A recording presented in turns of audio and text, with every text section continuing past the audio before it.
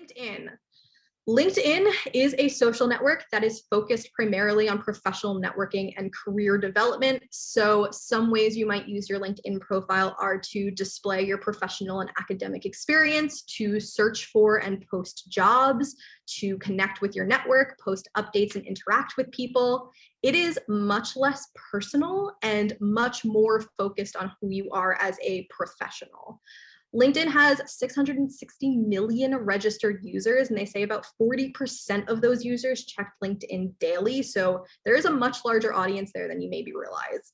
LinkedIn is free to join. I get often asked about if LinkedIn Premium is worth it. LinkedIn Premium has some additional features like classes and workshops and insights into who's searching for you and viewing your profile. I think it's great for recruiters and people who are job searching, especially if you are in the early stages of your career, but it is by no means necessary to do most of the things that you will want to do day to day on that platform. And so digging in a little bit to filling out your complete profile. This is something that I often don't see taken advantage of fully on LinkedIn, but LinkedIn is like a professional CV or resume, except in my opinion, it is actually more dynamic than a CV because there's essentially unlimited space to share multimedia, things like links and videos, and there are a lot of profile options that you might not be aware of. So we'll kind of take a look at some of those options. Starting with your photo, banner, and tagline. This is very much your first impression on LinkedIn. So you're going to want to use a high quality photo, aim for a clear headshot, good lighting, preferably a smile. A good clear photo is going to make it easier for others to associate you with the information you share on your profile. And it's also a good idea to use the same photo on your Twitter as you do on LinkedIn to help kind of reinforce that brand and let people know that they've found the right person and connect the dots between those accounts. You'll also want to display your expertise with a tagline.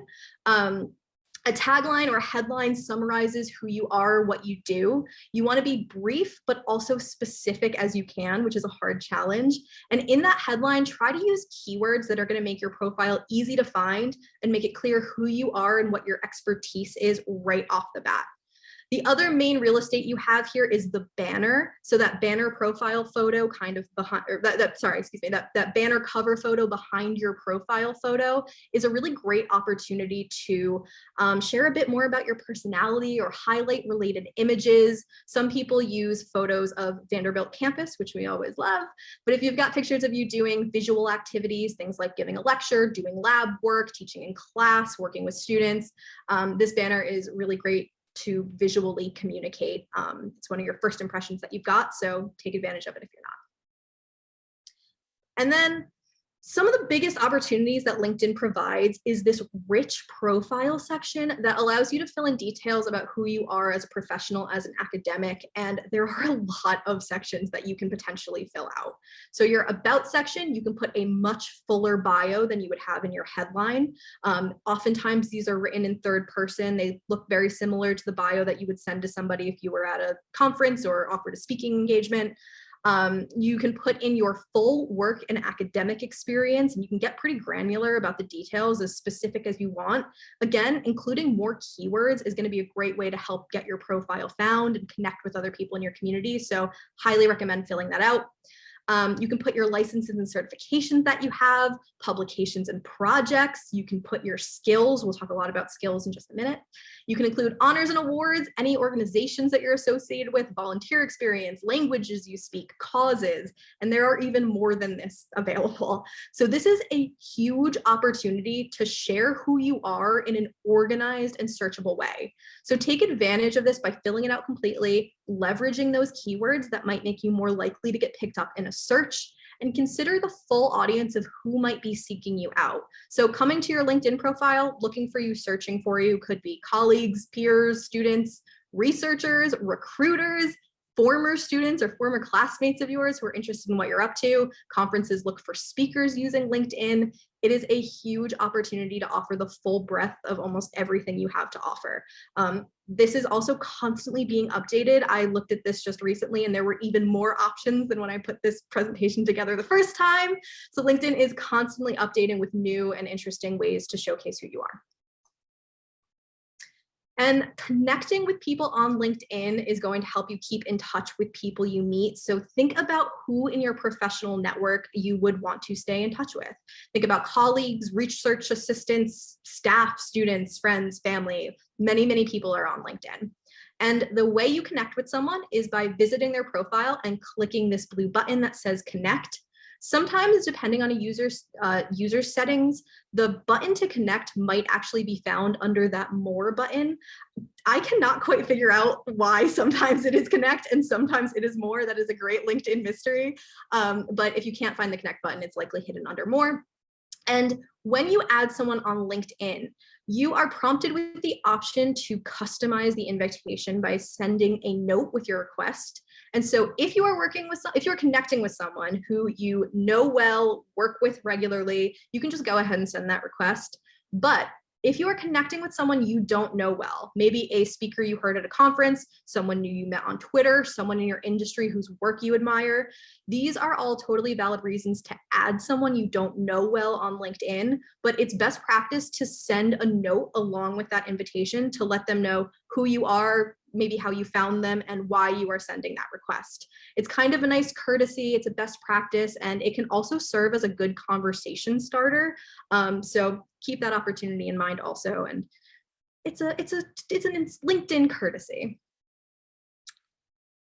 Another highly valuable part of LinkedIn are groups. So groups can be either public or closed, and there are groups for a wide range of topics. So there are groups for specific industries, for research topics. There are groups for professors, researchers, grad students, postdocs, creatives, hobbyists, many, many different kinds of topics. And groups are a great way to embed yourself in a LinkedIn community.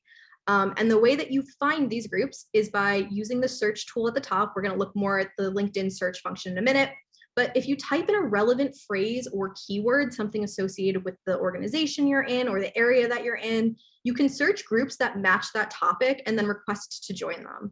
So as an example here, I typed in engineering, and it brought up groups with as many as 250,000 members. And in those groups, people are sharing best practices, they are sharing job opportunities, they are talking about the latest in their industry, and it's a great way to connect and grow your network by participating in those conversations. And aside from the search tool, just like with Twitter, a great way to find groups is by visiting the profile of leaders in your field, scrolling down to the bottom of their page, and under interests, you can also check out which groups they are a part of. So I have once again volunteered Derek Prof against his knowledge by showing the groups that he is currently in. I know he is a self-admitted, not a huge LinkedIn user, but you're in a lot of groups, Derek, so you're doing something right. So a great way to find those groups is by either using the search function or, as with Twitter, going to the pages of people you admire and snooping on what groups they are in. And also a good reminder that the groups you are in are publicly listed, so don't join anything that's going to make you look bad.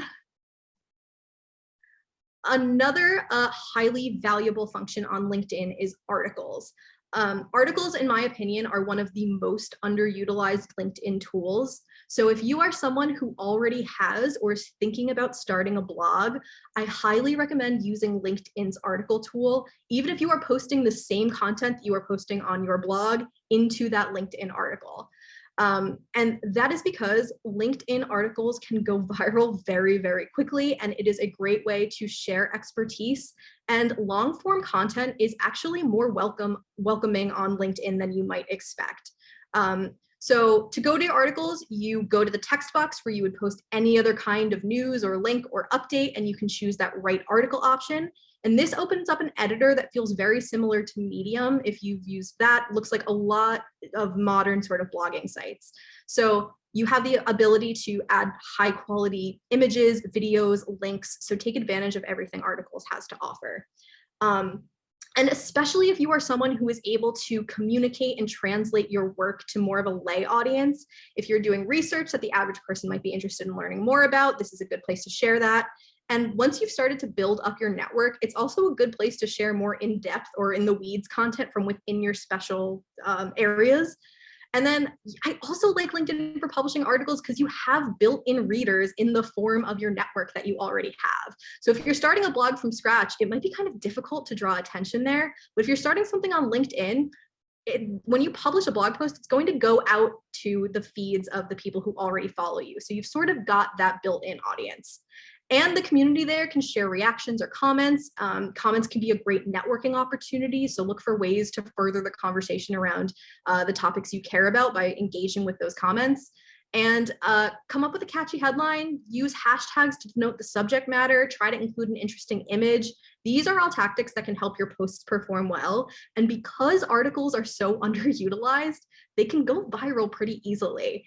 And then thinking about ways to connect a couple of dots here, one way to get more visibility on an article you write on LinkedIn could be to post it in one of those groups that you've just joined. It's a great way to promote your work among a like-minded, relevant group of professionals. So think about ways that you can kind of harness those powers together. And then like Twitter, LinkedIn has a powerful search engine built into it, but it is powerful in a somewhat different way. So LinkedIn search is going to show you all of the different ways that you can engage with a topic on their platform. So you can see along the top there, just below that search bar, there are a couple of different ways and places you can search for your terms. So imagine you are interested in behavioral analysis. If you were to type those keywords into the search, you can see all related results broken down by type. So you can search people who have careers in that field, companies that specialize in that field, groups, jobs, posts, articles, the list goes on. So the search function here, while not as advanced in terms of all of the different ways you can combine keywords and narrow things down on Twitter, is very powerful in its own right just by looking at those different categories. And then something else that makes LinkedIn unique is its endorsements and skills section. So these both serve as different ways to provide testimonials that you can give or receive to people in your network, and they appear publicly on your profile. So endorsements are written testimonials. You can see an example of one here. And when you endorse someone, it allows you to note your relationship to that person and then gives you space to leave a recommendation or a testimonial. So it's a great way to essentially, promote somebody else, to endorse them for what you know they are great at. And then it's also great to use skills. So skills are a LinkedIn tool that skills essentially allow you say what your skills are, and then as other people in your network come to your profile, they can endorse you for those skills. So essentially what would happen is if I said one of my skills is social media marketing, other people in my network can come to my page and hit that little plus button next to where it says litigation on this example and say, yes, I agree that this person is good at this skill. And so LinkedIn shows you how many people have endorsed someone for that skill, and also denotes when someone who is highly noted for being skilled in that area has given you an endorsement, which gives it even more credibility. And to leave someone an endorsement or endorse them for a skill, you just go to their profile, scroll to the bottom, and even if they haven't necessarily enabled this, you have the ability to give an endorsement to anybody. And the best way to get your network to leave you endorsements and skills is by writing and confirming skills of colleagues and peers and people who you admire. So I recommend it. I think it is Random Act of Kindness Day I saw on Twitter today. So your random act of kindness today can be going to a colleague's profile and leaving them an endorsement. And also a note that this can be especially valuable for students. If you work closely with dedicated students, consider leaving them a public endorsement, especially if they are just starting out in their career. Having endorsements like this shows that they are networking, shows that they have skills, and is a really valuable thing for them to have, especially as they are in the beginning of their job search. So a recommendation there as well.